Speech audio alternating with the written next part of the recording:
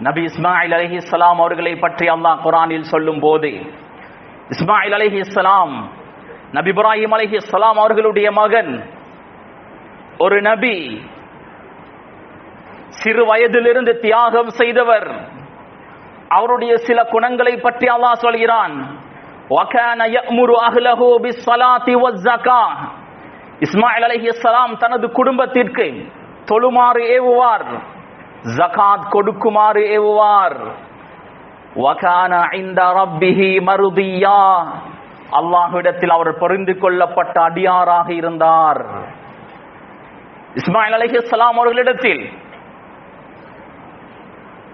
எவ்வளவு நல்ல பண்புகள், நல்ல அக்லாக்குகள் இருந்திருக்கும்.